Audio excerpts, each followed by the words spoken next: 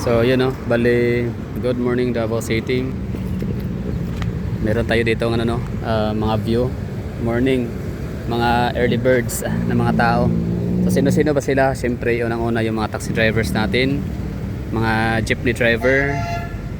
So kumusta no mga taga Davao? Shout out. And of course, itong natin street sweeper no, yung mga may pakana talaga sa lahat. Kahit napakalinis ng Davao City. Wala na silang ibang ginawa kundi magwalis. So ano pa lang meron dito, anong topic natin for today's video? Ano lang, bali time check tayo dito, mag-alas 6 na. Yan 5:42 na ng umaga. Pero wala pa tayong nakikitang sikat ng araw no, hindi pa siya, wala pa si haring araw, hindi pa sunrise.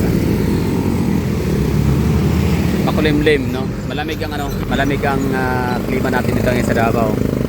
So yun po yung topic natin, yung klima. Kasi di ba na siya, March, April, May, and hanggang first week ng June, di ba yun yung pinaka-season natin na sobrang taas ng humidity level natin, or yung heat index natin napakataas. So ngayon, meron akong nabasa last day, kahapon or kagabi ba yun? Basta nabasa ko sa na article from news portal ng ABS-CBN yata or GMA, di ako sure ha, na doon ang balita, ang content is magkakaroon ng class suspension no sa elementary and secondary level, which is although hindi ko alam, hindi ko na maalala hindi ko siya binigyan ng pansin, basta nabasa ko lang siya sa aking feed, and yun na nga bali, di ko naman natandaan kung anong lugar, kung ito ba yung Luzon, Visayas or Mindanao. Basta lang, naalala ko lang siya nitong umaga ngayon na sabi ko mag-aalas 6 na, pero bakit wala pa ring araw, tsaka kailangan ko magsuot ng jacket kasi maginaw nga yung klima. So yun ay yung heat index na sinabi ng ABS-CBN ba yun or GMA, parang hindi ako makarelate as Davaoenyo dito sa Davao ngayon. Hindi ako makarelate kasi nga parang hindi naman mainit, hindi ko ramdam yung init ng Davao City. And pangalawa, hindi na natutulog sa gabi. So in short say, Davao, sa araw ako natutulog.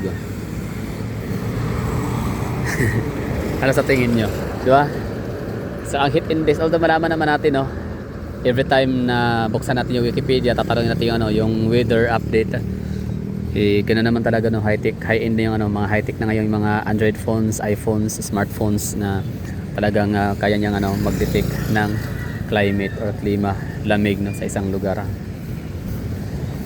So yun lang, lang siya, March 5, 2025. Tinignan ko kasi akala ko lang siya, shared memory ng ABS-CBN or GMA, like parang taon nito. Basta di ba gano'n naman sa Facebook si Mita na yung event natin last year, pinapa-remind sa atin via memory kung ano yung ginawa natin nung araw na yun.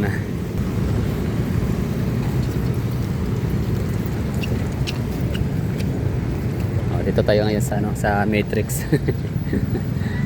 Shout out mga brother, kaon para din iba brother. So yun, dali yun yung content natin dito, yung topic natin dito is about heat index So merong lugar sa Pilipinas na nagkaroon ng class suspension. So yun nga, inisip ko or akala ko na lang siya, shared memory lang ng GMA ba yun or ABS-CBN. So yun pala talaga, nakita sa March 5, 2025. Ibig sabihin siya legit siya na talagang nagkakaroon ng heat index in some places dito sa Pilipinas. So dito sa Davao City, sabi ko, so parang history repeat itself lang siguro So all hanggang June, di ba, yung napaka-edit na klima last year, alala ko yun Tapos yun, bali Davao City, alam naman natin taga Davao City mga taga Davao, kayo dyan, witness tayo dyan kung anong estilo ng Davao City. Pag para tayo parang kabaliktaran tayo ng lahat ng lugar. Sa ibang for example, Luzon, binabagyo na sila, pero dito sa Davao napakainit. Tapos yun naman, kapag sobrang namang init sa Kamaynilaan, El Nio, sa bandang Luzon, nagkaganda, crack na yung mga lupa, El Nino. Tapos ang nangyari, yung mga pananim nangamatay na, nagkandamatay na yung mga crops and yung mga agricultural products nasisira na dahil sa sobrang tagtuyot, tag-init, El Nino. So dito sa Davao umuulan, di ba? Parang kasalungat kabaliktaran.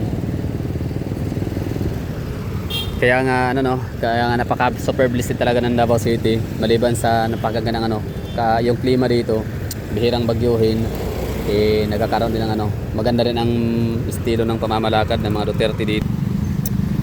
Super blessed ang Davao City, binayayaan ng magandang klima plus nagkakaroon pa ng ano, pamilyang Duterte na talagang walang ibang hangad. Yung kanilang mission, vision and goals ay talagang mag-serve no, magserbisyo sa publiko.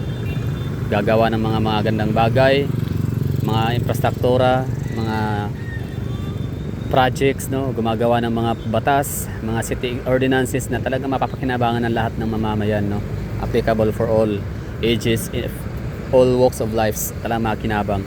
So yan lang, Davao City, paiba kami dito. Kung sa ibang lugar yun na nga, nalulubog na sa baha, lahat ng tubig yata sa mundo binabagsak na sa Kamaynilaan, Luzon, Calabarzon. Dito sa Davao napakainit. So ngayon din ganoon din no, na tag-init na, lakas, napakataas ang ano, heat index, pero sa Davao City hindi ko siya mararamdaman kasi nga ito mag-alas 6 na pero makulimlim pa din. May ano pa, may pakunti-kunti pang pag-ulan. Parang hindi hinahayaan ba no ng langit na magkakaroon ng ano, El Nino sa Davao City, El Nino phenomenon, or ganun ka lala yung ano, heat index dito. So ngayon, ano na tayo dito no? Quota na siguro tayo dito. Maraming thank you sa mga nanonood. Just in case na kayo nagtatanong dyan sa mga bago pa lang na tagapakinig at tagapanood, itong lugar na to dito ang isa sa pinakabising crosswalks o crossroads intersection na dito sa Davao City. So ang pangalan ng lugar na to ay Sandawa Corner, Quimpo Boulevard, Ecoland. So itong ano, ayan, sa unahan na yan, we're facing no, direction na yan is papuntang Ecoland, bus transport terminal. Likod lang ito, Eco Green Boutique Hotel. Yung Eco Green Boutique Hotel na yan, isa yan sa mga, yan talaga yung pinakamalapit na hotel sa may bus terminal. Kasi may mga nagtatanong sa akin no, ewan ko kung andyan ka pa rin ngayon sir, ma'am, nanonood sa akin. So tanong mo sa akin kasi di ba kung ano yung pinakamalapit na hotel dito sa may Ecoland bus terminal. So yun na yung sagot, Eco Green Boutique Hotel. Tapos meron tayo dito ano, sa likod nitong tile depot. Yan ay ang France Inn, di ba? France. Tapos ito naman ang Blue Lotus Hotel. Yan, maganda rin diyan. Pwede ka mag-walk-in, magkape diyan. Ang ganda ng view, overlooking. Okay, so Ecoland, Hall of Justice. And dito naman sa ating left side, so ito naman yung Sandawa Road, pero hindi na siya nga Sandawa ang ano, official name ngayon. GE Tourist na siya. Dati Sandawa Road. Pag taga Davao ka talaga, hirap talagang mag-move on no, sa isang pangalan. Hirap gamitin yung bago. Ayan na siya, GE Tourist, tingnan natin. Hindi ko alam kung lahat ba ng mga taga Davao ay alam na ang itong Sandawa Road na to dito ay binago na siya into GE Tourist. So ba't kaya tinanggal yung Sandawa? Apo Sandawa, okay. Tapos ito namang kahabaan na to dito, yan, papuntang ano yan, Quezon Boulevard. Tatawid ka ng tulay dyan, Bolton Bridge, tapos tawid yan, Quezon Boulevard na. Tapos ito naman dito, ito yung Quimpo Boulevard. Yan, ang dulo nitong Quimpo Boulevard nito ay MacArthur Highway, Rotary.